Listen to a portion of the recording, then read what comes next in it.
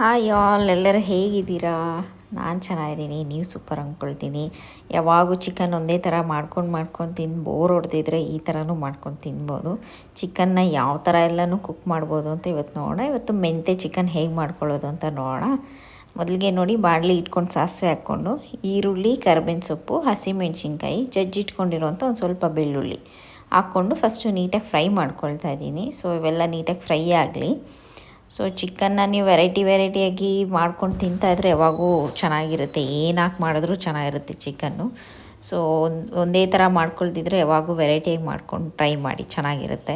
So ನೋಡಿ, so ನೀವು 1 kg ಮಾಡ್ಕೊಳ್ಳೋಂಗಿದ್ರೆ ಇದೆಲ್ಲ ಡಬಲ್ ಆಗಬೇಕು. 2 ಸ್ಪೂನು ಶುಂಠಿ ಬೆಳ್ಳುಳ್ಳಿ ಪೇಸ್ಟ್ ಆ ಥರ ನೋಡಿ. ಶುಂಠಿ ಬೆಳ್ಳುಳ್ಳಿ ಪೇಸ್ಟ್ ನೀಟಾಗಿ ರೋಸ್ಟ್ ಆದಮೇಲೆ 1 ಇಡಿಯಷ್ಟು ನಾನು ಮೆಂತ್ಯ ಸೊಪ್ಪು ಹಾಕ್ಕೊಳ್ತಾ ಇದ್ದೀನಿ. ಇದೇನು ಕಹಿ ಬರೋದಿಲ್ಲ. ಮಕ್ಕಳು ಇವರೆಲ್ಲ ನೋಡಿ ಮೆಂತ್ಯ ಸೊಪ್ಪು ತಿಂದಿಲ್ಲ ಅಂದರೆ ಸೊಪ್ಪುಗಳು, ಪಾಲಕ್ ಸೊಪ್ಪು, ಮೆಂತ್ಯ ಸೊಪ್ಪು ಈ ಥರ ನಾನ್ ವೆಜ್ಜಲ್ಲಿ ನೀವು ಹಾಕಿಬಿಟ್ರೆ ಅದರ ಪ್ರೋಟೀನ್ ಅದು ಅದರಲ್ಲೇ ಸಿಗುತ್ತೆ ನಿಮ್ಗೆ. ಇದರಲ್ಲಿ ಒಂಚೂರು ಕೂಡ ಕಸರೆ ಬರೋದಿಲ್ಲ. ಸೊ ಎಣ್ಣೆಲಿ ಹಾಕಿ ಒಂದು ಸ್ವಲ್ಪ ಈ ಥರ ನೋಡಿ ಫ್ರೈ ಮಾಡ್ಕೊಂಬಿಟ್ರೆ ನೀಟಾಗಿ ಫ್ರೈ ಆಗೋಗುತ್ತೆ. ಒಂದು ಸ್ವಲ್ಪ ಪುದೀನ ಫ್ಲೇವರ್ಗೆ ಹಾಕ್ತಾಯಿದ್ದೀನಿ ನಾನು. ಸೊ ಎರಡನ್ನೂ ನೀಟಾಗಿ ಆಯಿಲಲ್ಲೇ ಫ್ರೈ ಮಾಡ್ಕೊಂಬಿಡಿ. ಸೊ ಮೆಂತ್ಯ ಸೊಪ್ಪು ಬೇಕಿದ್ರೆ ಇನ್ನೂ ನೀವು ಹಾಕ್ಕೋಬೋದು, ಗ್ರೇವಿ ಜಾಸ್ತಿ ಬೇಕಿದ್ರೆ. ನಾನು ಸ್ವಲ್ಪ ಡ್ರೈ ಮಾಡ್ಕೊಳ್ತಾಯಿದ್ದೀನಿ, ಕಡಿಮೆನೇ ಹಾಕ್ಕೊಂಡಿದ್ದೀನಿ. ಸೊ ಗ್ರೇವಿ ಜಾಸ್ತಿ ಬೇಕಿದ್ರೆ ಮೆಂತ್ಯ ಸೊಪ್ಪು ಹಾಕ್ಕೋಬೋದು.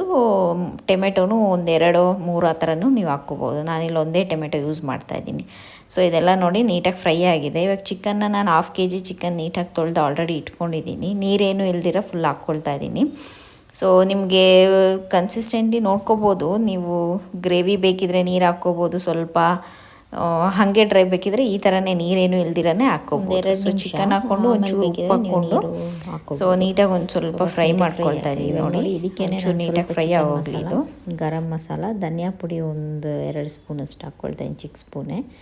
ಸೊ ಏನೇನು ಮಸಾಲ ಬೇಕೆಲ್ಲ ಹಾಕ್ಕೊಂಡು ಒಂಚೂರು ಕೊತ್ತಂಬರಿ ಹಾಕ್ಕೊಂಡು, ಸೊ ಮಸಾಲನಲ್ಲೇ ನೀರು ಇಲ್ದಿರೋ ಒಂದು ಸ್ವಲ್ಪ ಫ್ರೈ ಆಗಲಿ, ಆವಾಗೆ ಟೇಸ್ಟ್ ಚೆನ್ನಾಗಿ ಬರೋದು.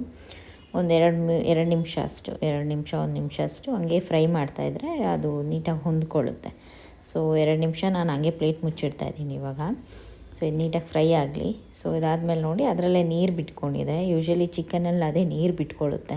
ಸೊ ಅದಾದಮೇಲೆ ನೀವು ನೋಡಿ ನೀರು ಹಾಕ್ಕೊಂಡ್ರೆ ಅದು ನಿಮಗೆ ಕ್ಲೀನಾಗಿ ಸರಿ ಹೋಗುತ್ತೆ. ಇವಾಗ ನೋಡಿ ಕ್ಲೀನಾಗಿ ಇದು ನೀರು ಬಿಟ್ಕೊಂಡಿದೆ. ಇನ್ನು ನಿಮಗೆ ಗ್ರೇವಿ ಬೇಕಿದ್ದರೆ ಸ್ವಲ್ಪ ನೀರು ಹಾಕ್ಕೊಂಡು ಗ್ರೇವಿ ಮಾಡ್ಕೋಬೋದು. ಸೊ ಇವಾಗ ಆಲ್ಮೋಸ್ಟ್ ಇದೆಲ್ಲ ಬಾಯ್ಲ್ ಆಗೋಗಿದೆ ಅಷ್ಟೇ ನೋಡಿ. ಸರ್ವ್ ಮಾಡ್ಕೊಂಡು ನೀವು ತಿಂತಾಯಿದ್ರೆ ತುಂಬ ಟೇಸ್ಟ್ ಚೆನ್ನಾಗಿರುತ್ತೆ. ಚಪಾತಿ, ರೈಸ್ ಇಲ್ಲ ದೋಸೆಗೆ ಏನಕ್ಕೆ ಬೇಕಿದ್ದರೂ ಒಂಚೂರು ಕಹಿ ಇರಲ್ಲ. ಇದು ನೀಟಾಗಿ ಮಿಕ್ಸ್ ಮಾಡ್ಕೊಂಡು ನೀವು ತಿಂತಾಯಿದ್ರೆ ತುಂಬ ಟೇಸ್ಟ್ ಚೆನ್ನಾಗಿರುತ್ತೆ. ಸೊ ನೀಟಾಗಿ ಮಾಡ್ಕೋಬೋದು. ಮಕ್ಕಳು ಕೂಡ ತುಂಬ ಇಷ್ಟಪಟ್ಟೆ ತಿಂತಾರೆ.